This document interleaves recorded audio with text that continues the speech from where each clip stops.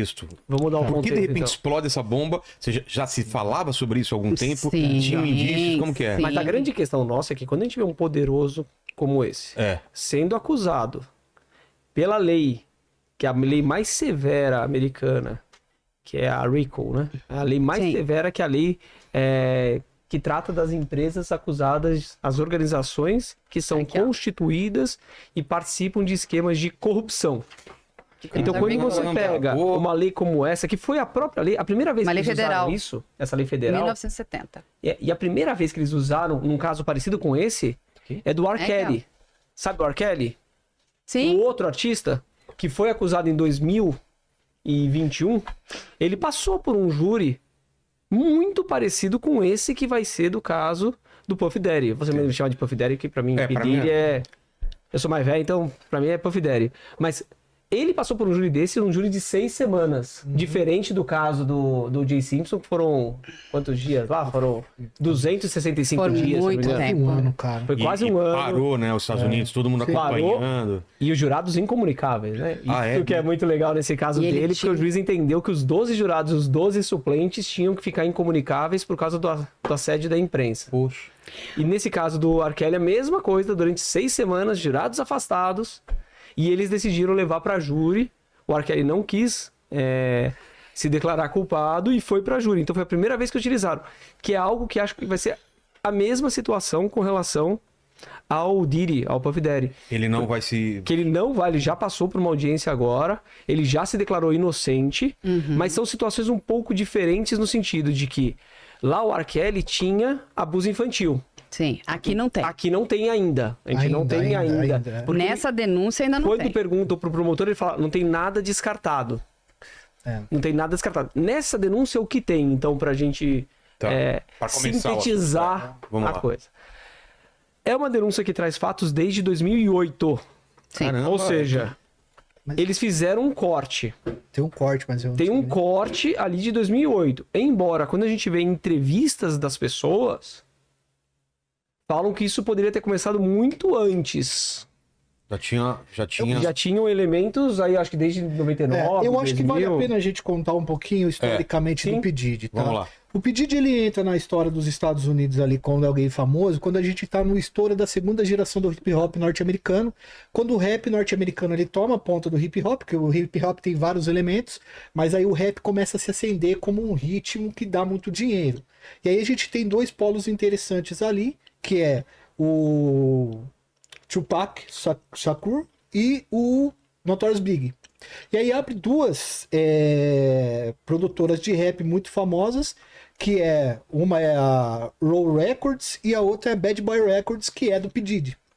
E os caras disputavam palco, disputavam uma série de outras coisas. E a característica desses caras do começo, a gente chama de rap predatório, né? Eles brigavam muito, eles tinham muita treta, eles traziam aquela pegada da rua pra dentro do rap e tinha muita violência nesse caso. Tanto que a família do Tupac agora pediu pra reabrir o caso porque um dos caras presos pela morte do Tupac, agora em 2023, disse que o P. Diddy ofereceu 1 milhão pra ele.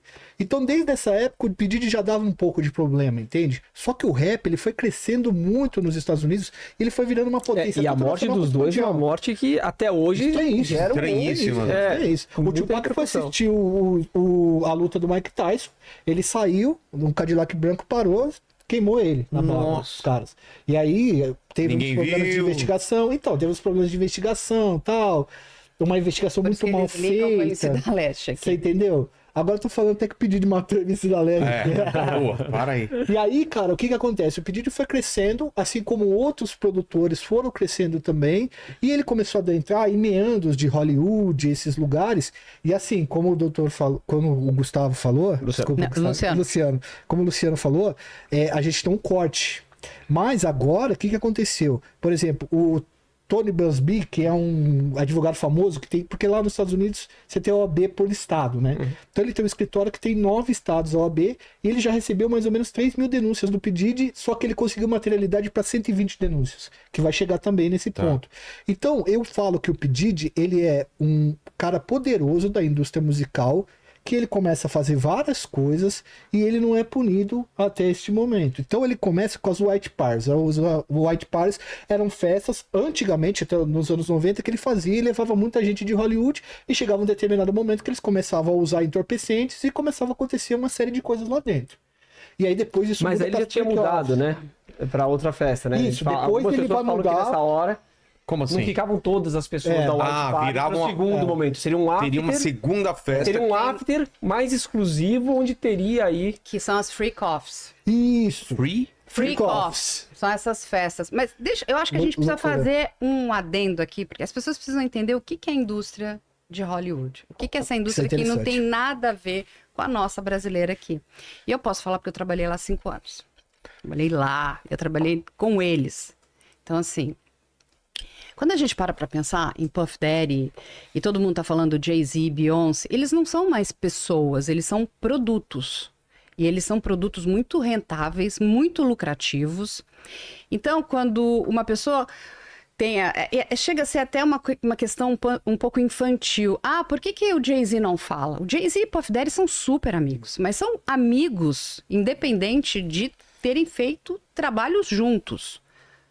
Porque eles são 2 produtos muito poderosos e muito importantes. Da mesma forma que a Rihanna, sabe? Jay-Z vale 2,4 bilhões de dólares. Rihanna vale mais de 1 bilhão de dólares. A gente está falando de produtos. E quando a gente para entender isso, e é importante que a gente entenda, porque não é Carla, não é Luciano, não é Vilela, não é você, nós somos réis mortais. Se acontecer alguma coisa conosco, nós vamos ali, nós vamos denunciar. Quando a gente está falando dessas grandes celebridades, desses grandes nomes, esses grandes nomes trazem muito dinheiro. E muito poder, né? E assim, quando eu digo muito, é muito, muito dinheiro mesmo, gente. Então assim, e eles são mimados. O que você quer? Ah, mas ele quer coisas que são abjetas, são coisas que são criminosas, mas ele é meu produto, ele me dá muito dinheiro. Entende? Então, como é que a gente faz pra gente dar o que ele quer? E ele continuava gerando... Exato, porque ele é entendeu? Ele me dá Aconteceu muita agora grana. do médico do Matthew Perry, né? Que assumiu que ele é culpado pela... Exatamente. Ah, eu quero tal remédio sedado, quero tal não sei o que. E aí, como é que você... Só que quando a gente tá falando da indústria fonográfica, ela ainda é mais importante que a indústria de celebridades do audiovisual, como um ator. A gente está falando de uma geração, porque o próprio Puff Daddy, ele já não era mais só o cantor. Ele era uma marca, ele era um grande empresário, ele era um grande produtor musical. Onde ele botava a mão, virava ouro. Então, você achar... Aí começaram. A Rihanna foi traficada. Gente... A gente não sabe, pode até ser que seja. Se você me perguntar, Vilela, Carla, você acha que se ela fosse traficada, ela vai falar? Eu acho que não. E eu vou te dizer por quê. E as pessoas vão entender. Esses grandes celebridades, que são grandes produtos, eles vão fechar grandes contratos. Né? Então a gente está falando, por exemplo, a Rihanna tem contrato com marcas que são poderosas. Né? A gente está falando do maior conglomerado de luxo do mundo, que é do Bernard Arnault, que é o homem mais rico do mundo. Quando você vai assinar um contrato civil, que é um contrato selado entre 2 partes, isso não fica... Ele tem todas as confidencialidades. A primeira coisa, vou te pagar uma fortuna, porque você vai me trazer muito dinheiro. Mas eu fiz uma busca sobre você aqui, por enquanto tá tudo certo, mas o que aconteceu na sua vida que eu não sei? Nossa. Neste momento, e tem uma cláusula lá, um NDA, você tem que falar. Porque aí você fala, eu fui abusada pelo meu pai, eu sofri, eu cometi um pequeno delito. Você tem que contar tudo. Porque a empresa quer saber aonde que ela está colocando o dinheiro. Para vincular o nome, né? Exatamente, porque eu não quero escândalo lá na frente. Tudo bem, você está dizendo para mim que você não tem nada, que nunca aconteceu nada com você. Mesmo que você seja vítima. Nunca aconteceu, tá bom. Se aparecer um escândalo, você tem que me indenizar. Gente, vocês não têm noção do que... E é uma indenização... E a indenização é outra coisa. É um absurdo. É outra... E aí tem o pior. Aí tem uma outra cláusula mais pra baixo que vai dizer o seguinte... Você tá vendo isso aqui? Daqui pra frente, você assinou um contrato comigo, não assinou. Você não pode estar envolvido em nenhum escândalo. Então, não tem escândalo com você antes. Você falou pra mim que não tem. Você não vai se envolver em escândalo. Fechou? As cláusulas, não é que elas são leoninas, elas são um zoológico. É um zoológico que tem ali dentro. Eu já vi esses contratos. Nossa. É assim, você fala assim... Isso aqui pode existir? Pode, gente. Então, mesmo que ela queira denunciar um crime, ela pode fazê-lo? Tá tudo certo. São duas leis, vamos dizer, né? São duas cortes completamente diferentes. Ela denuncia aqui. Você denunciou, você descumpriu uma cláusula aqui de sigilo, de um monte de coisa. Você mentiu pra mim, você vai pagar, você vai me indenizar. A questão é o quanto que essas pessoas estão dispostas a ruir isso tudo. É isso que as pessoas precisam entender. Fora que, quando a gente tá... Você pensa numa grande celebridade, eles têm um séquito, gente, de PRs. Assim, hoje, os gabinetes de crise... Relações públicas. Exatamente. Deve estar se reunindo todo dia. É o seguinte, sabe aquele gabinete de crise? O que vai acontecer? Então, estão discutindo ali o tempo todo. Não, eles devem estar procurando, Carla, um monte de gente que sabe das coisas, oferecendo dinheiro. Ou pra cá, ou vai pra lá, ou fica quieta. Aí volta, né, Carla, pra aquilo que a Carla estava explicando. Por que a taxa de sucesso deles é tão grande? De condenações? Porque não é que nem o nosso sistema. Aqui a gente tem outro sistema que é o princípio da obrigatoriedade. A partir do momento que chegou na mão da acusação do Ministério Público, que tem a prova de que um crime foi praticado, e eles têm uma probabilidade, indícios de certeza de quem é o autor, o Ministério Público aqui, salvo algumas raras exceções que estão na nossa lei, não tem opção. Ele é obrigado a denunciar todo mundo que tá ali. Ele não tem a opção dele escolher e falar, não, peraí, é melhor denunciar fulano, mas não Beltrano, porque eu tenho que ficar guardando. Lá funciona diferente. Lá é o princípio da oportunidade. Então, essas pessoas que foram eleitas pela sociedade, elas têm a representatividade da sociedade para decidir quais as pessoas que serão submetidas ao julgamento e quais aquelas que, por outras razões, não serão. Então, isso que é muito legal do sistema deles lá, e por isso que aqui a gente fala, olha, eles levaram só, por enquanto, o Pediri. Mas quem mais que pode estar por trás? O que tem de materialidade? Tem fitas, tem áudios? O que eles têm? São 3 tipos penais que foram imputados para ele. E já te adianto. De provas. Então a gente vai chegar... O tipo penal, Os crimes com as provas. Vamos lá. Tá. Quais são os crimes e o que eles têm de provas?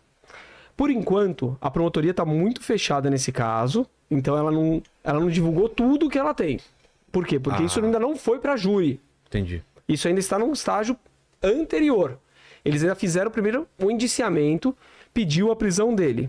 Esta prisão, se lá na frente ele for condenado, ele pode ser condenado até prisão perpétua. Pelo que foi imputado a ele. Federal. São 3 tipos penais que foram imputados para ele. Primeiro, conspiração para extorsão. Que é justamente pegar esta lei, que é a lei severíssima que os procuradores federais estão utilizando lá, que foi a lei que fez com que o R. Kelly fosse condenado. E eles falam, só conseguimos condenar o R. Kelly e falar que ele fez isso durante tanto tempo porque a gente usa essa lei. Porque aí a gente consegue trazer todo o arcabouço junto. Só para explicar o que é isso. Por exemplo, nessas festas no Freak Off, ele filmava as pessoas. Então ele tinha material. Então, elas sabiam que estavam sendo filmadas? Não. E aí o que acontece? Esse é outro problema. Então ele tinha material. Então ele falou o seguinte, se abrir a boca... Eu vou vazar isso aqui tudo. Eu vou acabar com a tua vida, eu vou acabar com a tua carreira. Qual era a extorsão? A extorsão em cima das testemunhas. Em cima das pessoas que estavam lá. Essa é uma das leis. Que você não quer mais continuando fazer essas atividades sexuais, porque, em síntese, na acusação tá lá. Nessas festas, são festas que duravam dias. Ele drogava, segundo a acusação, ele drogava as pessoas para que elas continuassem a ter relações sexuais. Êxtase, ketamina, por prazos assim absurdos. E quando eles fizeram uma busca e apreensão na casa dele, desculpa até de atrapalhar, acharam, além de arma, as drogas, e acharam também mais ou menos mil óleos de bebê. De bebê, mas com o que tinha dentro do óleo? THC. Em alta dosagem. Então, o que acontece? Essas pessoas ficavam tão submissas e tão drogadas que elas precisavam de apoio médico. Olha só, a gente já está falando, a gente tem uma equipe médica para resgatar essas pessoas. Eles tomavam soro, porque assim, eles eram obrigados. Se eles não aceitassem, o que o Puff Daddy fazia? Ele contratava, profissionais do sexo, na grande maioria eram homens, que eles iam ter que performar sexo ali com mulheres. Essas convidadas. Lógico que não é, enfim, com a Beyoncé, mas com a mulher que chegou lá para ele e falou, olha, eu sou um grande... Eu queria que você empresariasse. Ela tá começando. Ele falou, não, lógico, querida, vamos lá, só que você vai lá na minha festinha. Chegou na festinha, é o seguinte, aqui, ó, você vai ter que... Porque ele tem esse sadismo sexual, ele queria... Ficar assistindo? Exatamente, vendo aquela pessoa, porque aquilo era um estupro. Ela era obrigada a performar sexo com esses profissionais. Se ela não aceitasse, então é o seguinte, vamos usar drogas responsivas, que é a ketamina, te dá um êxtase que é pra, né? E assim, ela ficava... E se ela não aceitasse, ainda apanhava. Porque elas relatam que tinham os cabelos puxados, elas apanhavam, as roupas rasgadas. Enfim, olha o tamanho... E olha pior, depois que ela saiu de lá, tava toda machucada, se a pessoa tava machucada, ele mantinha essa pessoa em sequestro em algum lugar, ele mantinha essa pessoa sequestrada em algum lugar, numa casa, num hotel, onde ele tivesse... Ela só ia sair de lá quando ela já não tivesse mais nenhuma marca. Agora você imagina a estrutura que o cara precisa ter pra fazer tudo isso. Então chegava numa hora da festa que ele falava assim, ó, agora a gente vai começar coisa séria aqui e tal. Muita gente que queria entrar no ramo fonográfico, ou precisava também, né? Igual a Carla falou, pô, queria fazer sucesso, ser empresariado, entrar nesse ramo. Ele aproveitava disso pra fazer as mais coisas abjetas possíveis, cara, sabe? Então, assim, é um negócio horrível. E aí, pra você entender a loucura da coisa, quando fala da conspiração pra extorsão, quais são os atos de extorsão que ele fazia dentro ali? Tinha incêndio criminoso. Sim. Ele é acusado de ter praticado incêndio criminoso para ameaçar as pessoas. Incêndio criminoso justamente para que você ameace a pessoa. Você vai contar, você vai ser um X9 aqui do que tá acontecendo, você vai responder por isso. Você vai ser testemunha. Tinha sequestro, incêndio criminoso, suborno das pessoas, corrupção das pessoas, claramente, de diversas formas eles colocam. Podia ser gravando um disco, podia ser em dinheiro, podia ser em qualquer outra forma. E eles utilizavam dessas fitas de vídeo justamente com uma forma de proibir, de manipular aquelas pessoas.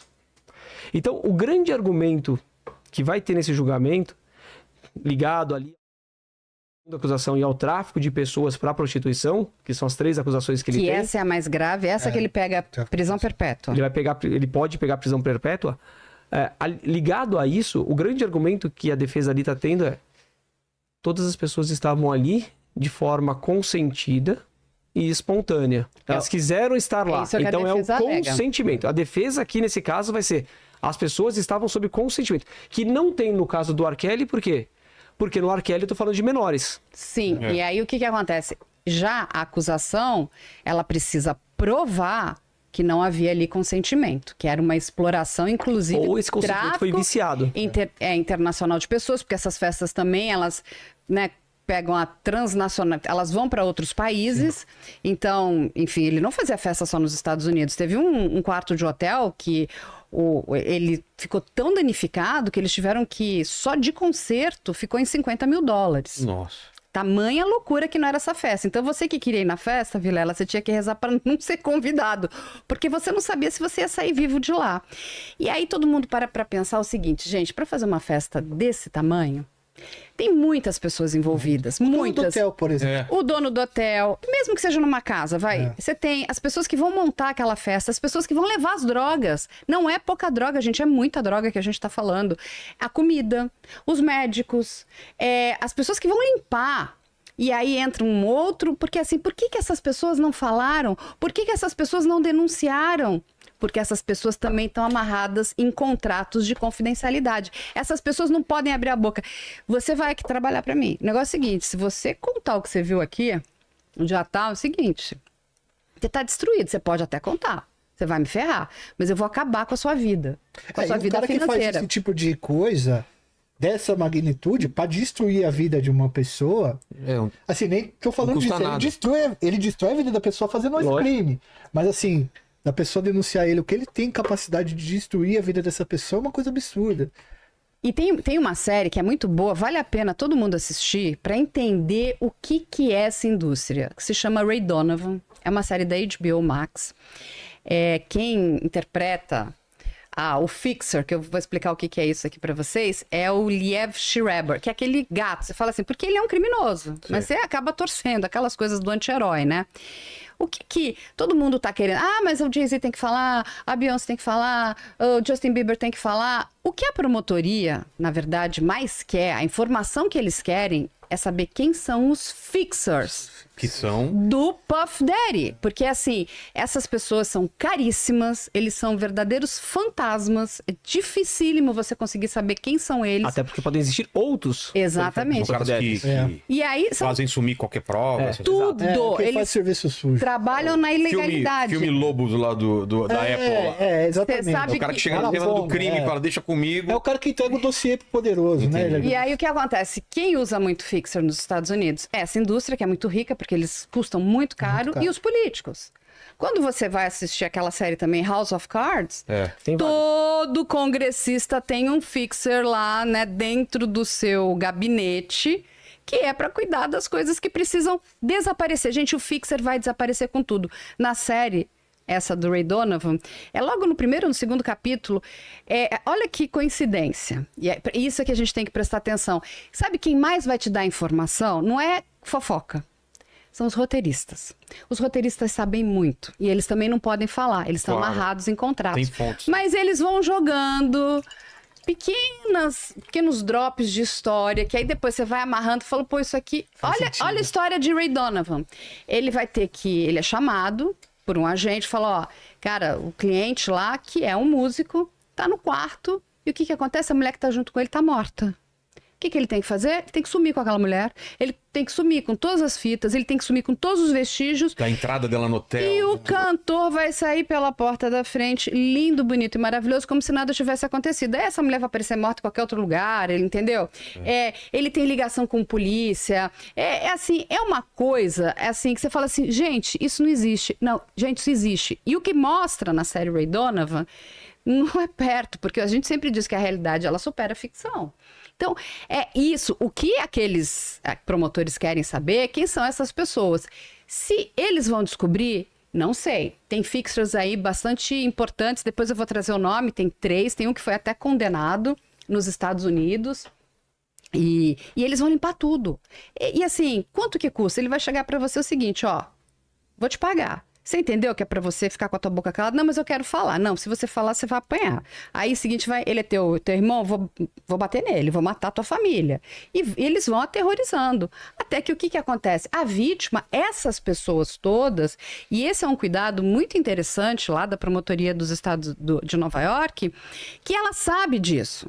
Por que é que essas pessoas não falaram? Porque essas pessoas são caladas o tempo todo, gente. É isso, então a gente está lidando com produto, a gente está lidando com coisas muito poderosas. É muita ingenuidade das pessoas achar que, não falou por quê? Não falou porque tem muito interesse em jogo. E se você não tiver maturidade suficiente para entender esses interesses, e quando a gente está falando é interesse financeiro, coisas muito pesadas, sabe? Crimes que possivelmente estão ocultos, que a gente não sabe, que você começa a puxar uma linha, vem aparece um monte. Um monte de coisa. Por isso que o que a promotoria está fazendo de Nova York, é o que o Luciano falou, eles só vão entrar com aquilo que eles têm 100% de certeza.